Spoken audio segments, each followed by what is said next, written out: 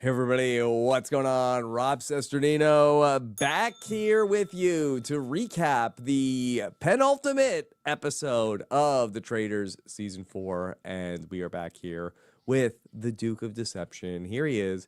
It's Pooya Zamakili. Pooya, how are you? Rob, I'm good. I'm electric.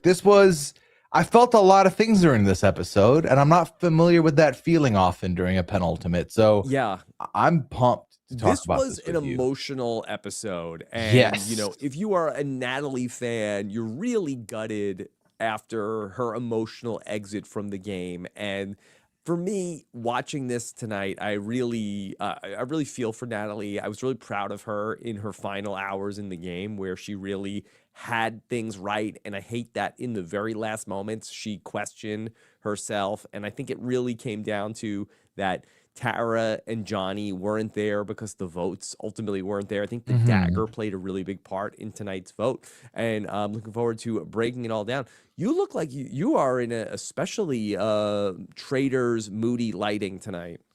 I am. I tried doing a red or green for the background. It just did not look as good. But Rob, play your You're a cards week right, and early. play your cards right. You won't get a jack in the box from me. Or a Yeah. trader in a box.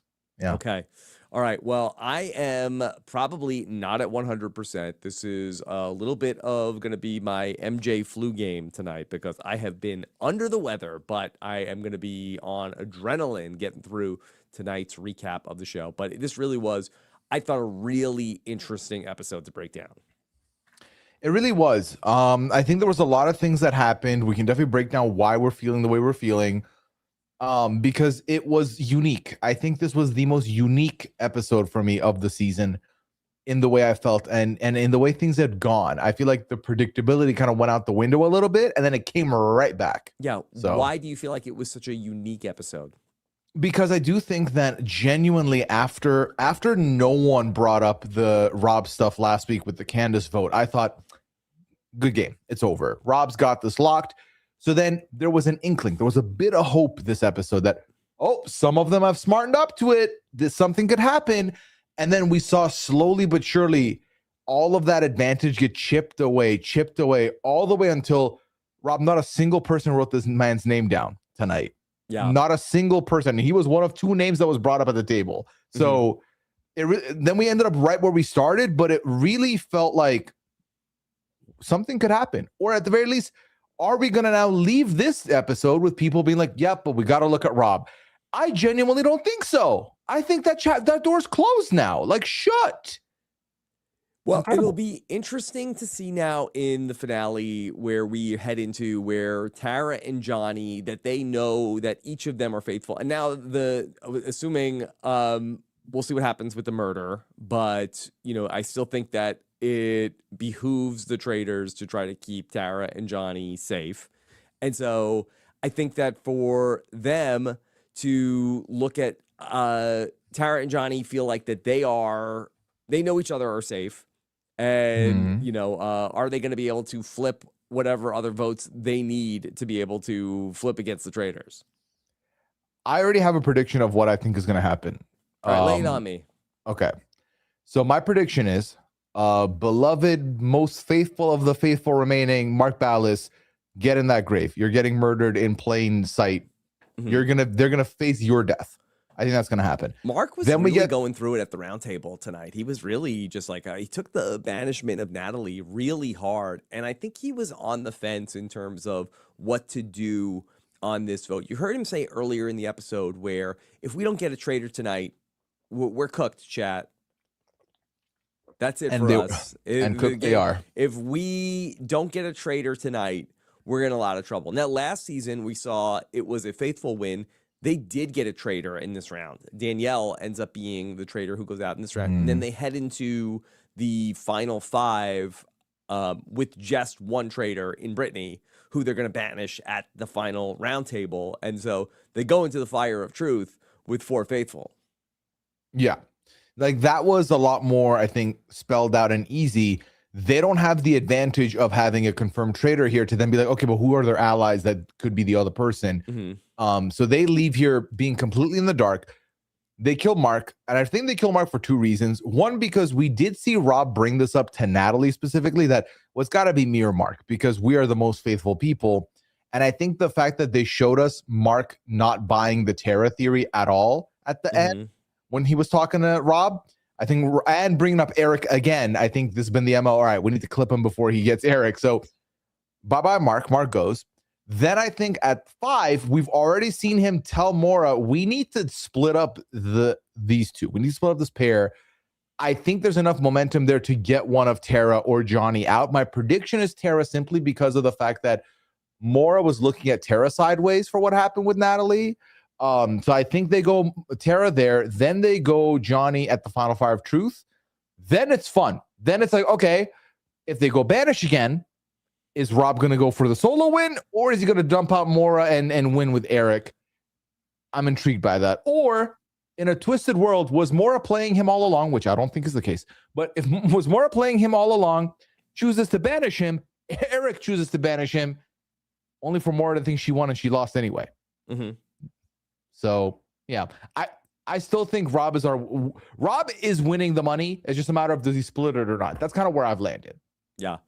Okay, well, let's talk through so many of the things from tonight's episode. Let's just go through the Tara and Natalie coming together, because I felt like that this was really fun. And all season long, we've been waiting for somebody to really clock that it was Rob. And then we get that for the first time in this episode, that nobody had really ever suspected Rob through 10 episodes of the show.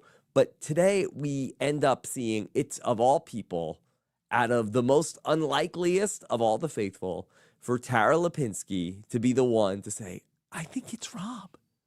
And she ends up being able to connect with the person that once upon a time she fought for the antidote with in Natalie.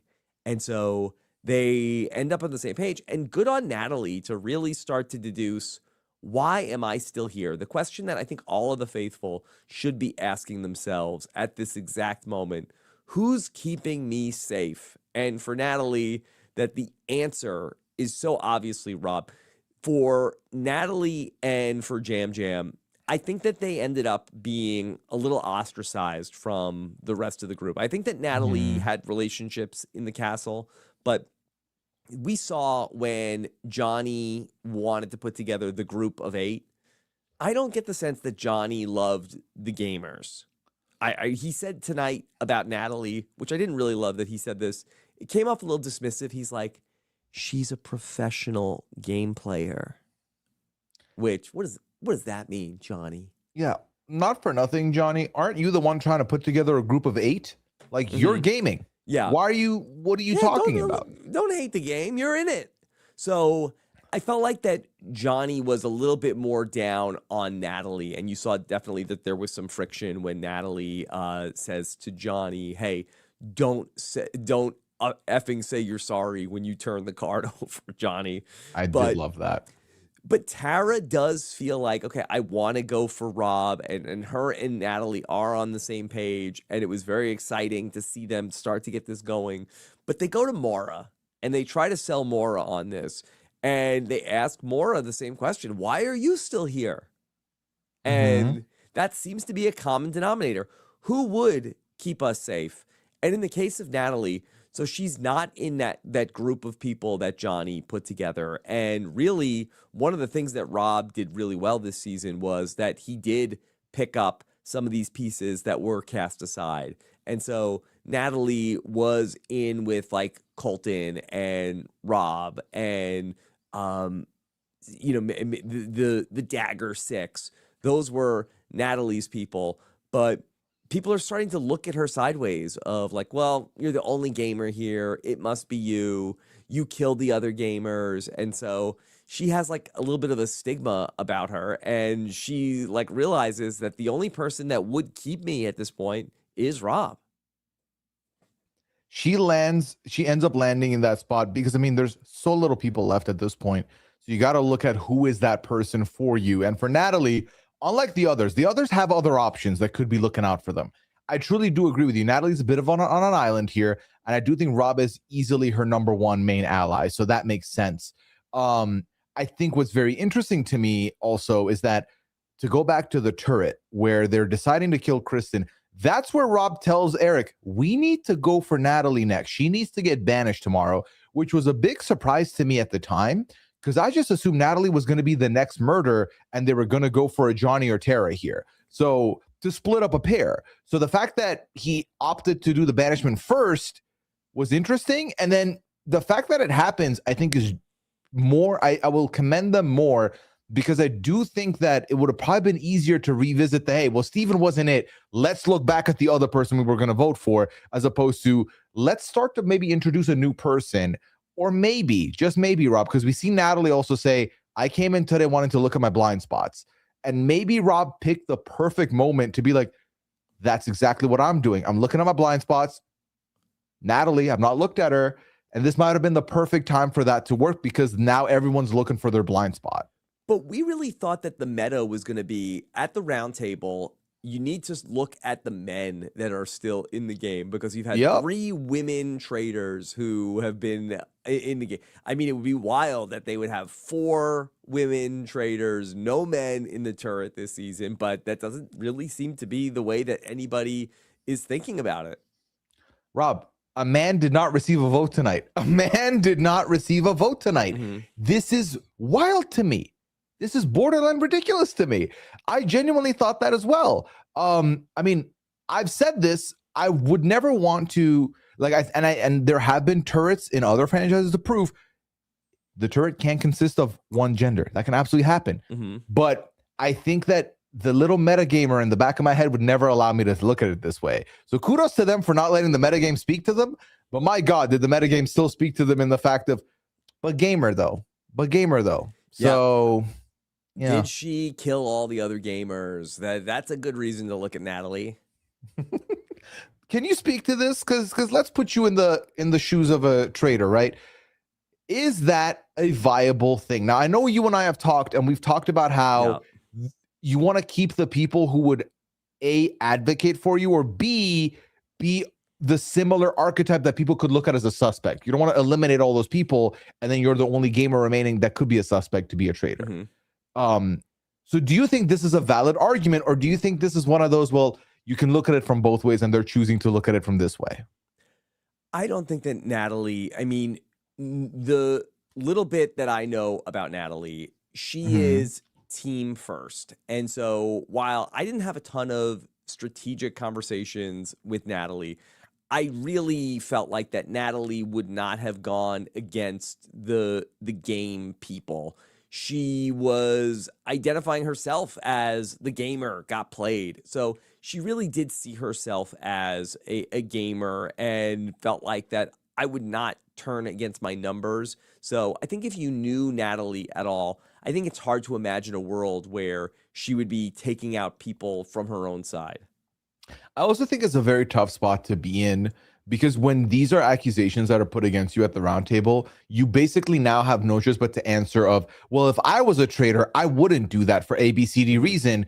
And then someone could easily be like, well, only a traitor would think about what not to do as a traitor. So that's obviously you're a traitor. So it's like you're kind of backed into a corner and there's not a lot you can do to get out of it. Yeah, it's interesting that the women gamers in Natalie and Tiffany were banished and all of the men gamers this season were all the murdered. Murdered, and I believe Ian was not murdered. Ian was not murdered in plain sight. Plain sight. Yeah, no. The other two were. Yeah. Yeah, this was a very, very tough situation. I can think of one other banishment. I'll tell you this off the air so as to not spoil for anybody. I can think of one other banishment that made me feel similarly to this one. We can discuss that after. Was it in a international season? It was. Okay. Yeah. All right. Yeah. So they come into the round table and Natalie has been working with Tara all day, but I do believe that Johnny is the holdout. I think that Johnny is in between Natalie and Rob. And Johnny, as we've seen this season, Johnny is a lot more about the numbers. Tara is a little bit more about, like, you saw with Ron Funches. She's like, guys, it's not him. Like, she, as a player, is a lot more feeling, sensing, like, I know this is right. I know this is wrong. And she has been very off on some of her reads throughout the season, but I feel like that when she's gotten something, she's been able to really feel it. Johnny has been much more, I need my group. I need the numbers. Let's have this group of 8. Let's control the round table. And I think that for Tara, she was willing to, hey, let's try this. Let's go after Rob. But I think that for Johnny, I think he's very pragmatic. He looked at the numbers and said, okay, well, if they're all going Natalie, why are we going to go Rob? That we're going to put ourselves in a bad position if we vote with Natalie. We don't have the votes. Rob has the dagger. For them to be able to do that, they also needed Mark. Mark did not seem like he was on board to be able to be that 4th vote because they had Rob's 2 votes. They had Eric. They had Maura. That's 4. You needed at least Johnny, Tara, Natalie, Mark to tie it. This is probably where I would like to talk about the flawed decision to have the dagger last 4 rounds, because I think we have a much more exciting and dramatic roundtable here if Rob Roush does not have this big ass dagger. Well, little ass dagger is a pretty tiny dagger, actually. It didn't look that big. But not having this dagger could have been very interesting. And mind you, this is coming from someone who has been firmly team traitor as of like episode 3 of this season. Simply because for me, it would have been a lot more fun for there to be a little bit of a anything can happen. It's you need 4 votes. Anything can go. Mark is either side. But it really felt like an insurmountable mountain to climb, because as much as this was Tara's brainchild, Natalie was the next biggest advocate, but Johnny was never clearly in the, yep, I'm riding with this. Let's go with this. For me, from the beginning, Johnny was iffy. And Johnny, like you said, wanted Mark and Eric. Without them, we're not moving forward with this. And I think this did put them in a very awkward spot of, if you are going to the round table and you don't have the votes, what do you do? Is it self-preservation this late in the game to take a back seat and just ride with the numbers one more time and then regroup later?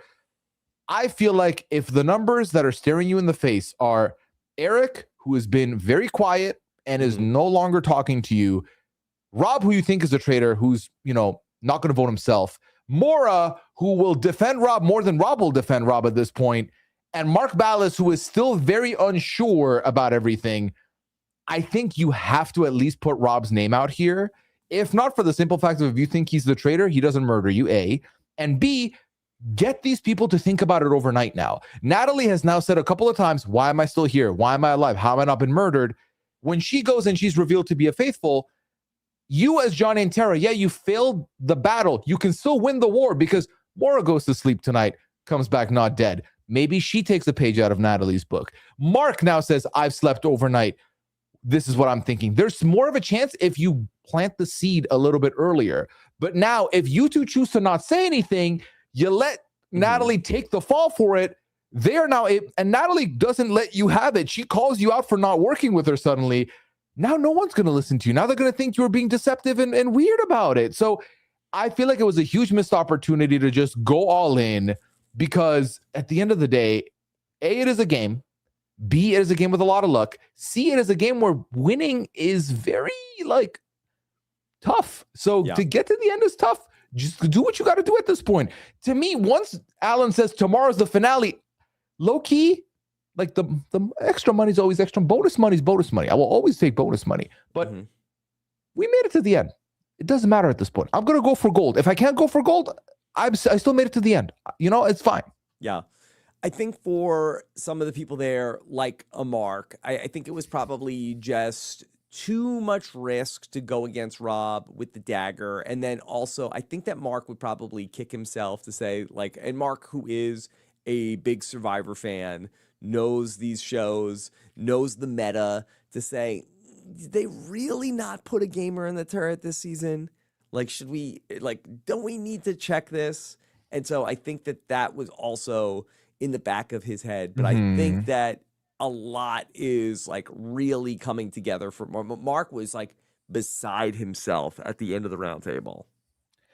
I think that this also is another thing, right? Where when you're at this table, and it's so easy for us watching from home because we know who is who, but I think I absolutely want to highlight what you just said, which is if you have a theory that's been itching at you from the beginning, and you know, we know Mark is a fan of the show. We've talked about how Mark has clearly done a nod to the UK by voting for yourself, by saying that phrasing. So he knows ball. So I 100% believe that Mark is someone who was like, okay, well, which one's our gamer representative up in that turret? And now with Natalie left, it's like, this is an itch I just can't help but want to scratch. And I think that ultimately, I understand that Candace put Rob's name there. And we've talked a lot about how traitor on traitor is a thing. The minute a traitor leaves, look at their votes, look at what they were doing, look at who they're pointing at. But they have now left it for a good cycle and a half with the assumption, and I'm going to go off what Steven told me last week in the interview. They went off the fact that no, that was a throwaway, and she just tried to keep consistent for show, which is what Maura was saying. Vote. Exactly. So I think that the evidence against Natalie, evidence in quotation, was a lot bigger than the Rob stuff still. Yeah. So it was, I think, in another world, Rob, if they were saying Eric's name, I think Mark goes there. I think Mark could go for Eric here. Rob was the harder pivot. Natalie had an unforced error earlier in the season when at the vote where Candace gets banished, she votes for Tara after Tara had thrown her name out. And again, there was a lot of friction between Tara and Natalie after the Black Banquet over back and forth over the antidote. And those two, that they never were going to be able to work together. It just always would fall apart. And there was a very uneasy truce in this episode. But you saw on the Candace vote that Tara said something about Natalie, or I think it was Candace mentioned like, oh, who are the people throwing out Natalie's name? And Candace threw out Tara. And that's why Natalie voted for Tara at that round table. But it ends up being one of the things that they point back to of, that was sus that she didn't vote out Candace. Yeah. It's, man, these voting histories, they come back to bite you sometimes. Yeah. You're really not allowed to vote on emotion. Otherwise, they'll just pounce on you. Yeah. Yeah. We will have an exit interview with Natalie coming up, I believe. That's on this calendar for Monday of next week. So be on the lookout for that. I'd love to talk a little bit about this idea of if you are Rob and Eric, that does it behoove you to keep the pair of Tara and Johnny together going into the end game, or is it time to split them up? So we're talking post, you mean this cycle? Like this instead cycle, of Natalie? Well, no, that was their clear objective, get Natalie out. Yeah. Going into this murder, do you want to break them up at this point, or do you like that? Is it better because then you can pin the blame on Tara and Johnny? I think that part, because I think it's going to be a very hard sell to Mark Ballas and even more to a degree, I think, to be like, yep, Johnny definitely killed Tara here, right? Johnny murdered Tara to get the scent off of him is a lot harder of a sell than, yeah, well, of course it was going to be me or Mark. I'm just lucky it wasn't me and it was Mark because he is such a clear faithful. So anyway, back to these two. One of them clearly is it, right? They literally let Natalie take the blame and the fall for what they did last night. That was weird. I think that's how they split them. Yeah, I think that's how they do it. It's really interesting because ideally you would say like, okay, well, that's a voting block. That's two votes together. That's like the dagger that you know that they're going to be going together and there's not going to be any doubt. That's a hard thing for us to go against.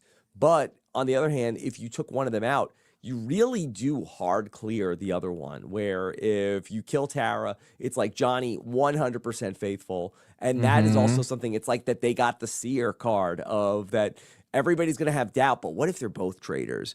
As opposed to where if you killed one of them, you really do show the other faithfuls, okay, this is the person that you should vote with. So then could the other two faithfuls at that point get on board with whoever survives, Tara or Johnny, to go against Rob and Eric?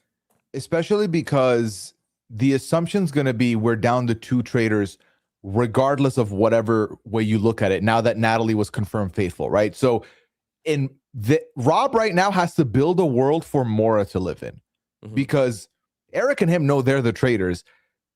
Maura can only look at this world. She doesn't believe Rob is a traitor, right? The only worlds left are Johnny and Tara. One of them got recruited into the team, or Eric and blah, but Rob is always going to defend Eric's name. So Rob is building a fake world for Maura to live in, and that world makes a lot more sense with a duo that are in cahoots working together for the end game, because that's also an easier sell to be like, traitors, both of them. Again, look what they did to poor Natalie. They made Natalie cry. I love Natalie. Why would they do this to Natalie? I don't know. Going back to, okay, Tara and Natalie talk, and then they bring in Maura into the conversation, and it seems like that Maura is starting to look into things, asking the right questions, but then I think this was another mistake that was made in this episode tonight, where in the decisions of who's going to ride in what cars, we didn't get to see any, and often this is not shown in the episodes, but, they do let you pick who do you want to ride with to the missions?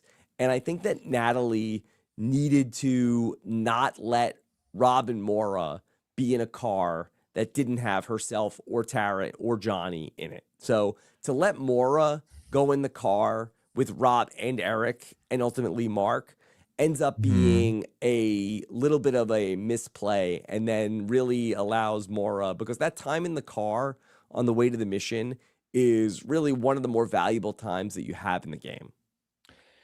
I think that, and this is something I talked about earlier on stream. I think that if you have confidence in your people, divide and conquer. Just divide and conquer, or have multiple ears in multiple rooms, right? Like, you want to spread that, because I do think that if you and I are on the same page, we no longer need to discuss how much we're on the same page now. Tara and Johnny should never ride in the same car.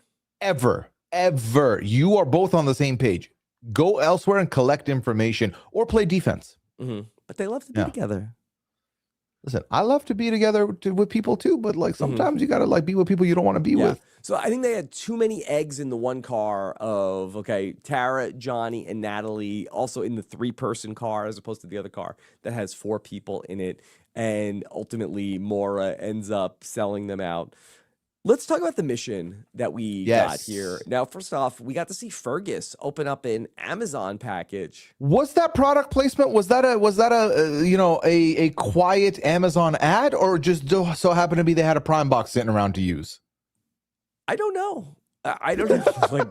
If this was a show on Amazon Prime, I would say okay, that makes sense. But this isn't these games. No, it's not. I was very surprised. I also noticed that. Yeah. It was an interesting, fun moment. And so we got this challenge, which I have to say, this was another one where I did not have FOMO today. I had a lot of FOMO. Did you get dizzy? Many times during the season. Well, especially that I've been dizzy, not even on this ride these last couple of days. So to have this challenge be something that I might have been in, I think that this really would have been. I think I would have rather gone into Alan's creepy cabin than to do this one.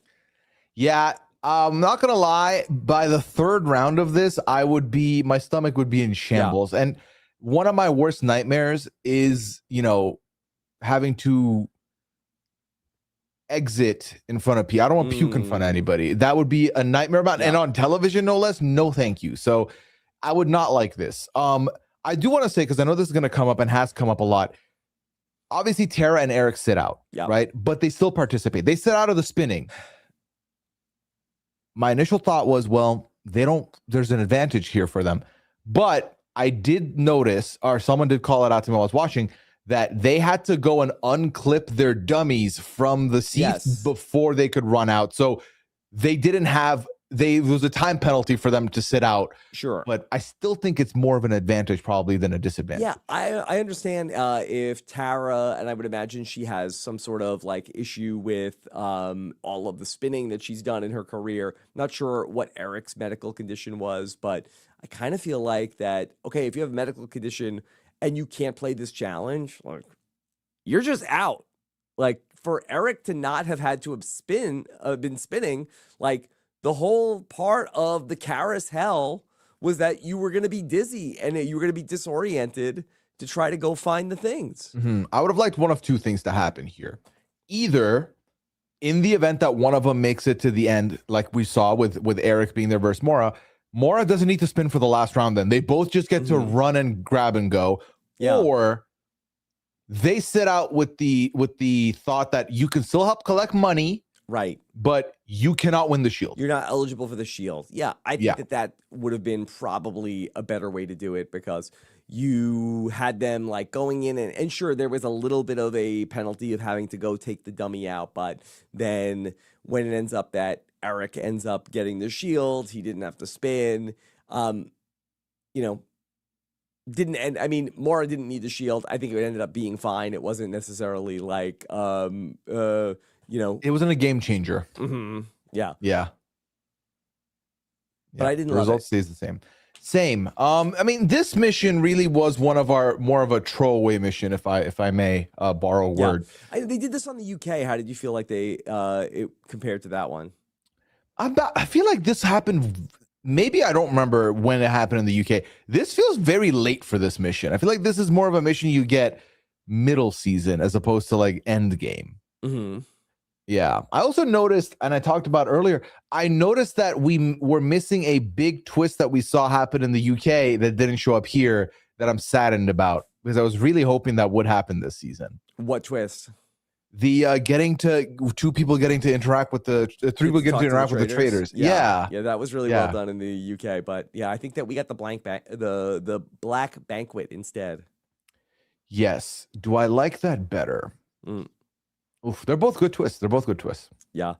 So we saw in the mission that Rob is now starting to have some heat on him, and so he ends up being the first person eliminated. And we heard Natalie say that, okay, here's Rob overacting when he is out of the mission because he's mad that he didn't get a shield. What did you think about Rob's performance? Was he over the top? Yes, I think that. I mean, what's funny is he was over the top, but also this is the Rob I expected to see on the show. Like this mask, maybe it's more of a mask off Rob, if anything, but we know he's putting on a facade here. The frustration here, I think that he's absolutely right. This is the hardest time in the game to be a traitor. You can taste the end. It's so close, and a couple of things can make your scenarios perfect.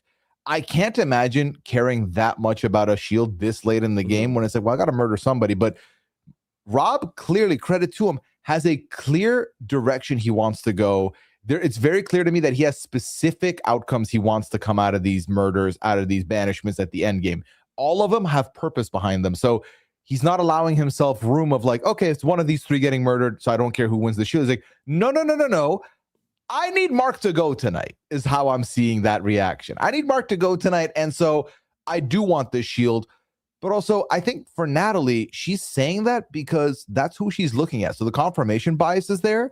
I feel like as a faithful, you're going to throw a stink up for a shield regardless. Like Maura was devastated not getting the shield, and she probably needs it the least of anybody there, traitors included. Yeah.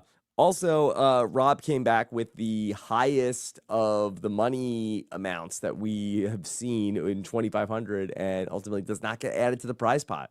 That was very funny. Him getting a little heated with Mark was why are we going up with 750? I was like, excuse you. It's my ticket to a shield. You don't get to say how much money I bring up here. Yeah. Okay. So I want to ask about Mark with Eric. We saw at the end of last week's episode where there was the moment with Kristen, and Eric, you are acting a little weird. You are not saying anything. Why don't you have an opinion anymore, Eric? And so then they decide to kill Kristen. Should Mark have pursued this further? I think it's tough, right? So we got to look at it we got to put ourselves in Mark's shoes. Mark has just lost his closest ally, is now unsure who to turn to next. He finally decides the person I can turn to next is Rob. So he goes to Rob. Rob immediately says, I don't know about that. Just Eric's always saying nothing. So that's not a new thing to me. And he kind of plays that down. What's Mark's options here? Hard push it back to Rob or just agree with him because he recognizes he needs somebody. He has and I'm very happy we're getting more Mark content because clearly there's something going on there. The confessionals are fun because he talks about later how, well, Johnny and Tara are a pair and Rob and Maura are a pair. And I know me and him are good, but he's always going to pick her before he picks me. I think he's recognizing that I don't have anybody to turn to. So who the hell do I go to with this information? Because I think the alternative is he also could just push it out immediately. But then also the other side of the castle is looking at Rob. So really, it's immediately the two names that have been pushed to him are Natalie and Rob, meaning that if he wants Eric to be looked at, he needs to push a lot more. And I truly do think Mark is trying to be a little bit more low-key here and be more quiet and just follow along while trying to figure out who his pair is for the end game. Going back to the decision to murder Kristen instead of Natalie, I definitely think they made the right decision in terms of taking Kristen out because Kristen was not going to get banished at the round table. I don't believe that Kristen got one vote the entire season. Her and Mark, I think both have talked about that, where I don't believe Mark got any votes at the round table. They were really presenting both very faithful in the castle. And so Natalie, obviously we saw tonight, had enough sus on her that she was going to be able to be banished. So good on Rob and Eric for picking the person to murder who instead of the person who ultimately was more likely to be banished. Yeah, I think that we came into this last week and I definitely spoke a lot about, did Kristen just save herself by saying all of that? I think ultimately saying it in front of two people wasn't enough. And it was an easier sell to just push him out, especially once we find out that their objective is to banish the other person in that short list. It made sense. And it, honestly, again, kudos to them. They executed it to perfection. Yeah. So. But do you feel like that Rob is getting frustrated with Eric, where this was, last week was training day, and this was the second go round, while Eric does win the shield, that Rob seemed to be a little bit like, hey, man, you didn't really talk during the round table. You didn't really say anything. I think it's because Rob has spent a decent amount of time today getting the sus off Eric. Eric's name comes up. He's like, I don't think so. He's just always quiet. Yeah. But then Rob's name is coming up and he's like, really? You're not going to say something for me back? Like, what's going on with that? But I think Eric got enough goodwill with him by winning the shield. I think he allows Rob to play out his master plan of murdering who he wants. So I think he's going to be okay with this. My read right now is that Rob is going to want to split the money with Eric. I don't think the only thing I could see happening, Rob, is that we do get this confessional earlier on in the episode about how he feels weak and it's starting to get to him. And he's like, he is very fond of Maura as a friend and wouldn't want to do this to her. The easiest way so I just don't see him cutting Eric for two reasons now, because I think the easier thing is to vote Maura and not have Maura find out that he's a traitor one-on-one. So maybe that works in Eric's favor also. I don't see him turning his back on Eric as of right now. Do you think that Rob was at all irritated that Eric didn't fight for Rob at the round table? I think a little bit, right? I think that it's a little bit that way because I think for Rob, he's like, well, I just put my neck out there for you a little bit. Can you do the same for me? But also, if I'm Rob, it's better that Eric didn't. It would be suspect if quiet Eric suddenly starts talking in defense of you. Because now it's like, why did Eric suddenly care about who's going anywhere if he's not been saying anything for this whole time? I think it's better that it didn't happen. So I don't think there's a lot of frustration there. I think if anything, it might be a little bit of a, I'll just jot that down that maybe you didn't care about me enough. But I think it's a net positive that Eric didn't say anything. Yeah. Yeah. Who else from this episode should we talk about what's going on from their perspective? Okay, I think we got to look at Tara. I want to look at Tara with a little bit more of a magnifying glass because it's so complex what's going on with Tara. Tara clearly is what is the opposite of a gamer, a non-gamer who's been thrown in. Yeah, she's been thrown into a game and she's told to play the game. Check the emotions at the door, get your hands dirty kind of game. And I don't think Tara wants to do that at all. I think Tara wants to move with purpose and wants to correctly get names out there. So when they push Tara and Johnny were in a do or die situation last round. They successfully turned the tide on Steven.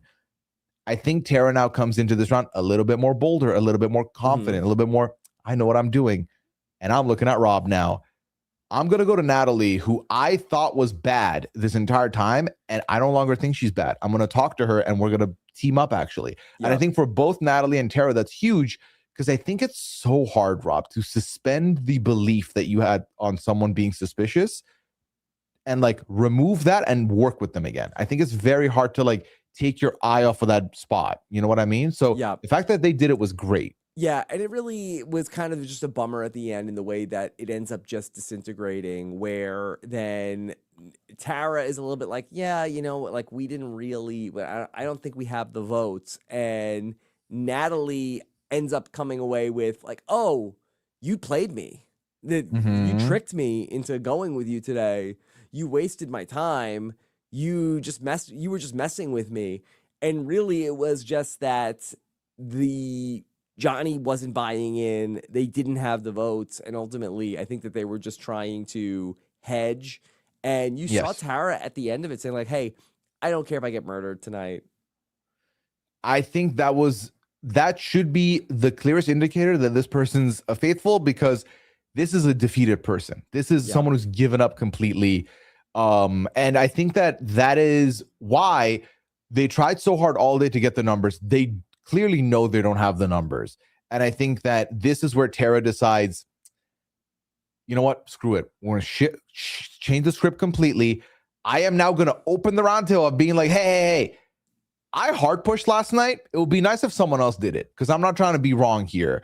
And I think for Natalie, that sends alarm bells down her spine, because she's like, really? We talked all day about this name and you're not even going to bring it up now? Now you're not going to bring it up? And I think that this was a bad move, because by Tara doing that, she allowed Rob to then be like, I'm going to open it up and point at Natalie.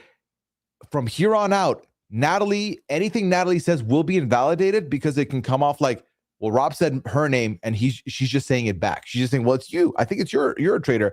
It takes away some of the validity in the arguments that Natalie had, I think. And it makes it a harder sell even more than it already was. I still think it was a foregone conclusion, but I think that made it a little bit harder for the navigation to go.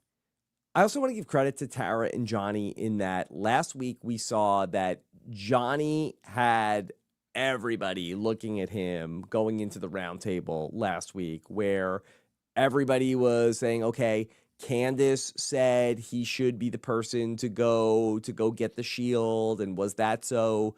Then he could be the person reporting back to Candace about who had the shield. And so people were looking at Johnny, and Steven obviously thought that Johnny was going to get banished at the round table, but ultimately they at the round table have that reveal of, hey, Tara and Johnny are they don't just know each other, they're actually best friends playing the game.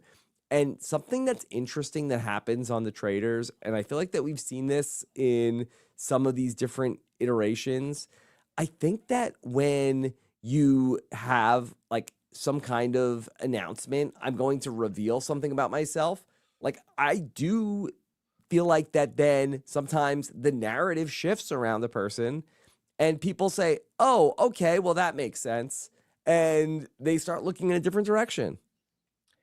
I think everyone's so scared to do a reveal like that, because someone could immediately be like, wow, you're hiding from us? What a liar. That's deception right there. Yeah. But I do think there is a power in giving someone a puzzle piece that makes everything click into place, makes everyone understand. It's like, oh, that's why you're like that. You know, I thought that was suspicious.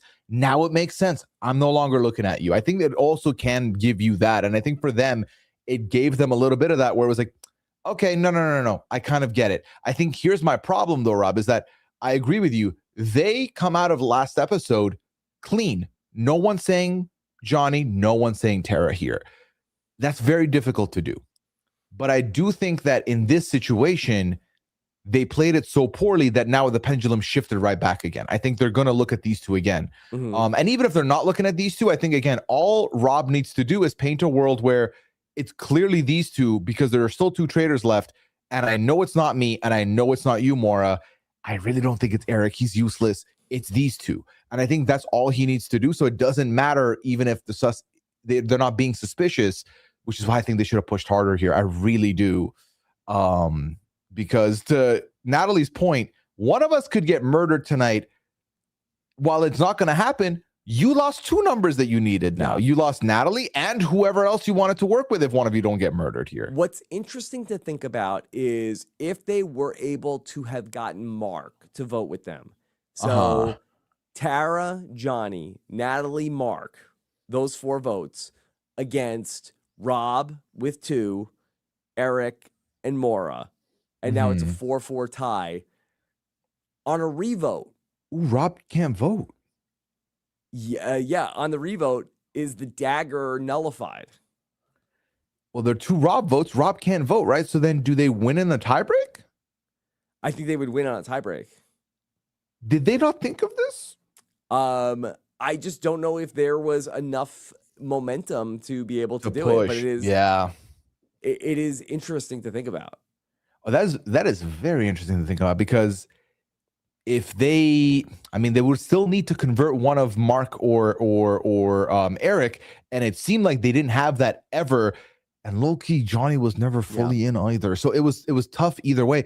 But man, that would have been fun if somehow the dagger failed like that. Yeah. It just seemed like that there was some bad blood with Johnny and Natalie that we didn't quite get to see. And I wonder if that maybe did some of that spill over from the Black Banquet where, even though Tara was willing to make up with Natalie, Johnny was like, I still remember what you did to my friend when you think so. You ripped the antidote from her. How could you? And then you said she was a traitor.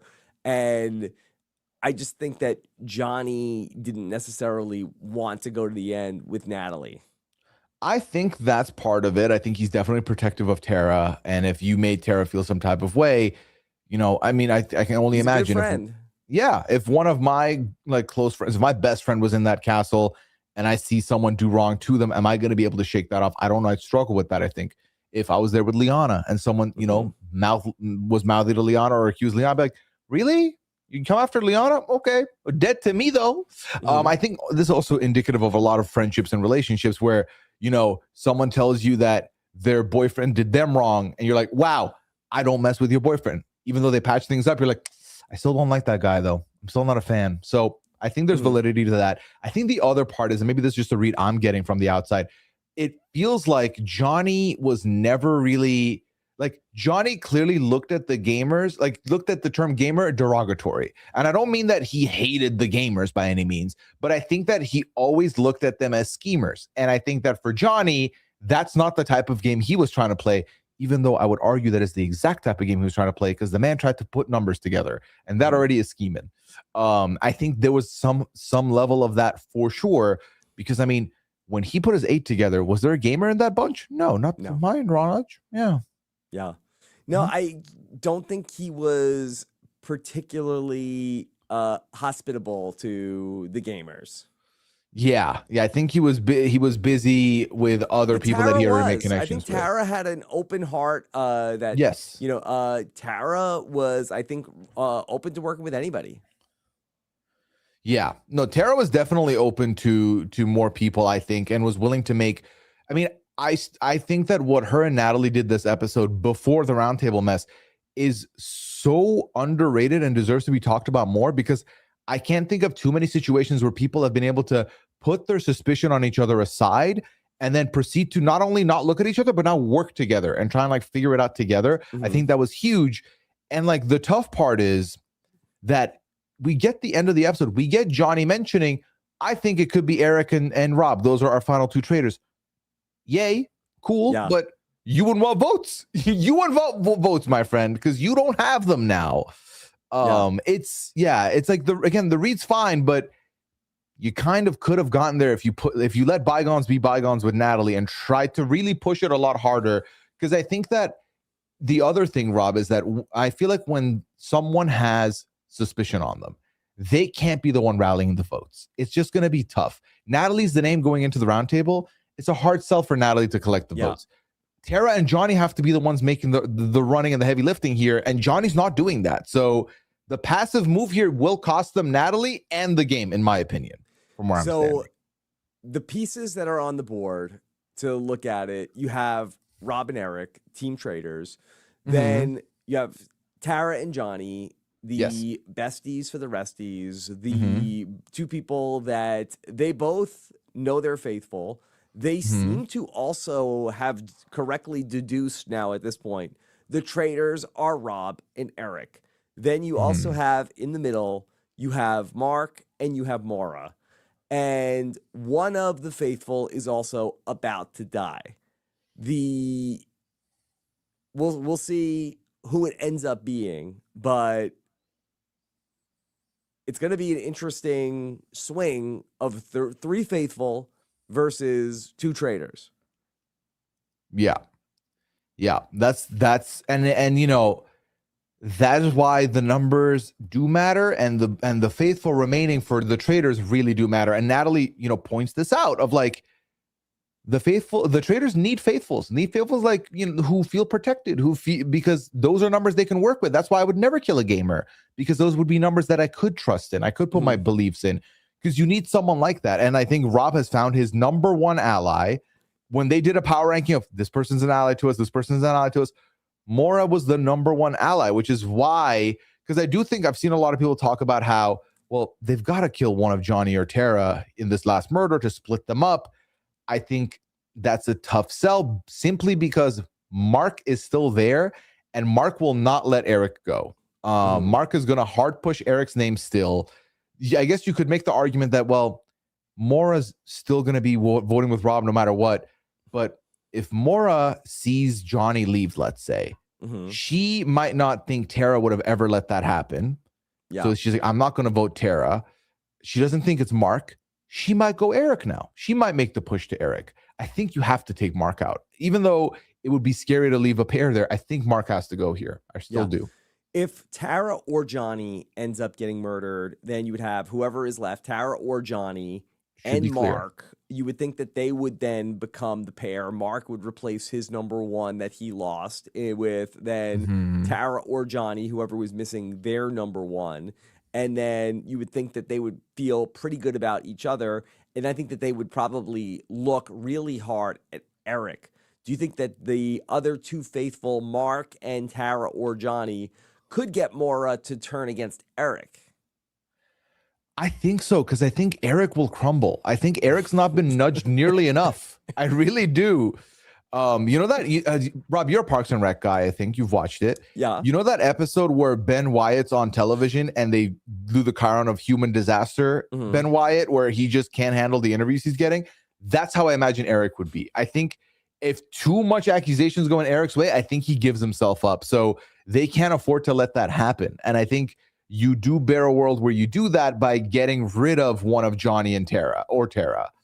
Whereas you get rid of Mark, Johnny and Tara are still looking out for each other, and anyone they push at, you can point out and be like, well, obviously you're going to protect each other. So obviously you're going to say this person's name because it's the convenient name to put. Pooya, what are you most looking forward to about the finale? Oh my God. Can I say the reunion? Because after tonight's roundtable also, I think it's going to get spicy. I'm very curious now, because now I'm like, well, there was clearly like Natalie clearly felt hurt by Tara. Tara clearly felt sad about what happened with Natalie. Johnny, I think there's no love lost there. So I'm curious how that goes.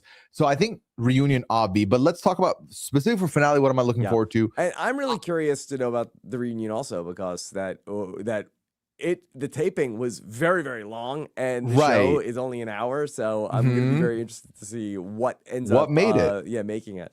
Yeah. Now I'm very curious for that also. And also I'm curious to see, well, I think I've seen what you wore. I'm curious to see how you look on TV again.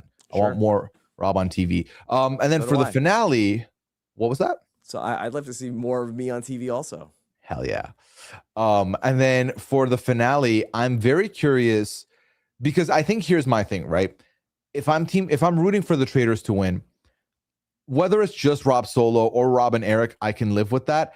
I low-key do not want Maura to get banished. I need Maura to sit there and stand there and hear Rob Roush say, I am a traitor. I need that reveal.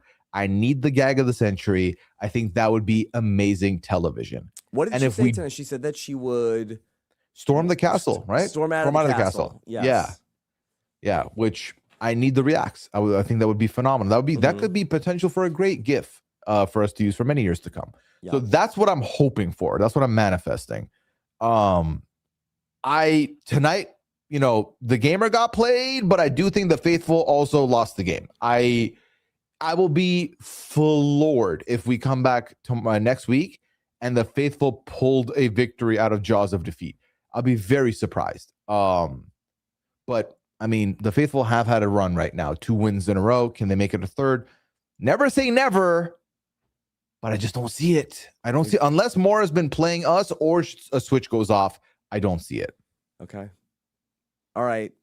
Anything else on your mind tonight? I'm happy that despite Maura and Rob getting there first and us seeing that bowl of hard-boiled eggs, that they didn't focus too much on the hard-boiled eggs. Yeah. I was very happy we didn't get a zoom in there. But no, Rob, this was a very fun episode, very fun conversation. Please, everybody, keep the discourse going. Sound off in the comments. I want to read everything you have to say about this episode and what your thoughts are, because I do think that episodes like this are infinitely fun to dissect, because you can talk about the emotional approach, you can talk about the strategic approach, you can talk about the social approach. Every element of the game was used up tonight, so any conversation is valid, and I would love to read all of it. Okay. Do we have the link for the feedback show? We do have the link. All right, right? we'll have Sam work on digging that up. We'll do a feedback show as well before we get to the finale. Of course, here's what else is going on. The tribe and I have spoken. 25 years of Survivor history. We get ready to kick off Survivor 50, but the ultimate collector's item for any Survivor fan is find out about all the gamers. We write about Natalie in the book. You'll hear about many of the other former traitors that played Suri and Parvati and Boston Rob. We talk about them all, the greats, in the tribe. And I have spoken at robhasabook.com. I will have a encore episode recap. Didn't this already come out? What are we doing here? what the hell? Like, I'm not feeling well.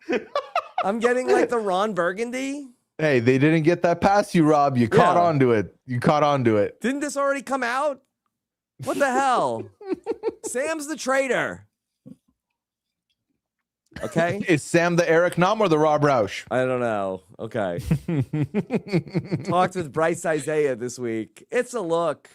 How's everybody looking going into Bryce? Of course, you and Bryce talked about me. Yes. And boy, Bryce was really pissed of too many thumbs in all these pictures. You're gonna have was to there hear crisscross double thumbs though? Yes, what he has to say. I didn't really want to tell. Like the guy just tells you what to do. You don't really. You don't really. Get Did to he say, bring like, it up? Did he take you to my task friend for that? doesn't like it if I do this. So what will my friend think? Yeah. Check it out. Very fun podcast with Bryce. Then, of course, tickets for the live shows, robswebsite.com/events. We're going to Canada, your old stomping grounds, Pooya. We'll be live in Toronto on April 23rd. Is that for patrons only at this point? It's everybody. Sam is giving for me everybody. He's giving me signals. Don't land the plane. I don't know what he's saying. Don't land the plane. What did right No, I believe tickets have gone to almost everybody. sold out. Almost sold out. Okay, so if you want to be there, what are you waiting for? Come on, stop messing around. Patron Q&A tomorrow. I'll be live taking questions with the patrons tomorrow, and hopefully we'll be feeling a little bit better tomorrow when I'm taking the patron calls. And then what's going on? What is this stuffed animal? Is this what is Fergus brought this to you? No, we did not Amazon Prime this big stuffed animal. We did talk about the merits of a bigger stuffed animal, and I argued that if there's a certain size limit, once the stuffed animal goes bigger than that, it's weird and nefarious, and it's suspect. Like, what is this person compensating for by giving you a bigger stuffed animal romantically? I feel like if the size matters in that, and then in that situation, the size smaller better. Where do you even put the giant stuffed animal? It's obnoxious, truly. Like, where does that takes a spot from me, away from me, somewhere that I could sit. Whether you're getting it for a baby or for your babe, it's too big. Forget it. Okay. Yeah, no, this week we talked about our Valentine's Day and a bunch of other stuff that went down. So make sure you check out the pal dropping on Friday. Okay. And then I know you're talking about Australian Survivor. Yes. The uncles got together with Shannon and we did a draft.